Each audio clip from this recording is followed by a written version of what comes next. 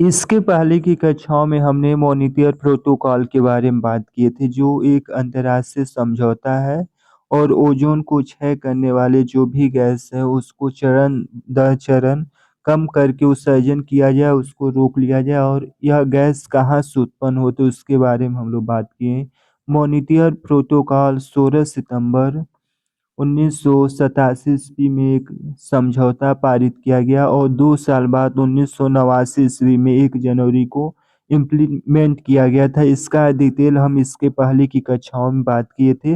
अब बात करेंगे जो भी समझौता हुआ था, सबसे सफल समझौता के रूप में मॉनिटर प्रोटोकॉल रहा, क्योंकि यह एक ऐसा अंतर्राष्ट्रीय समझौता है कि सभी सदस्य यानी कि जो भी संयुक्त राष्ट्र में सम्मिलित होकर जो भी देश अनुयायी किए थे वह अपने कार्यों को क्रियान्वयन के रूप में उसको इम्प्लीमेंट किए, और जो भी अंटार्कटिका में ओजोन परत में छेद हो रही थी वह लय पूरे रूप से भर चुकी थी।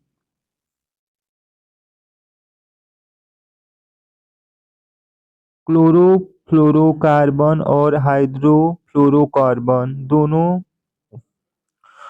देखा जाए तो कंडीशनिंग गैसों में प्रयोग होते हैं। क्लोरोफ्लोरोकार्बन और हाइड्रोफ्लोरोकार्बन दोनों प्राय कंडीशनिंग गैसों में प्रयोग किए जाते हैं। क्लोरोफ्लोरोकार्बन के सापेक्ष यानी कि दोनों गैसों के माध्यम से इन्वायरमेंट में ग्लोबल वार्मिंग बढ़ती, इसके साथ साथ ओजोन का क्षय होता है। लेकिन क्लोरोफ्लोरोकार्बन के सापेक्ष हाइड्रोफ्लोरोकार्बन यह ओजोन परत को कम क्षय करता है। यानी कि क्लोरोफ्लोरोकार्बन यह गैसों का उपयोग प्रायः एयर कंडीशनिंग में किया जाता है, जबकि हाइड्रोफ्लोरोकार्बन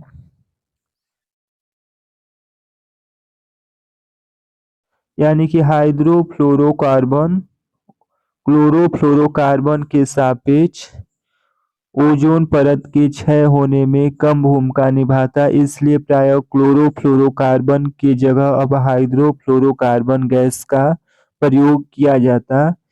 प्रायः बहुत शक्तिशाली ग्रीन हाउस के रूप में मान्यता देती, लेकिन सीएफसी की तरह एचईएफसी को बहुत शक्तिशाली ग्रीन हाउस के रूप में जाना जाता है। यानी कि दोनों गैसों के बारे में तुलना हो रही है कि क्लोरोफ्लोरोकार्बन और हाइड्रोफ्लोरोकार्बन।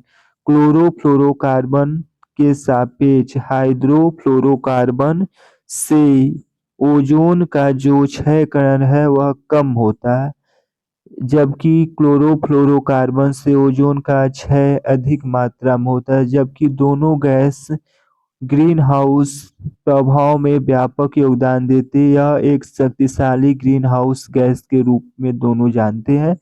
धन्यवाद।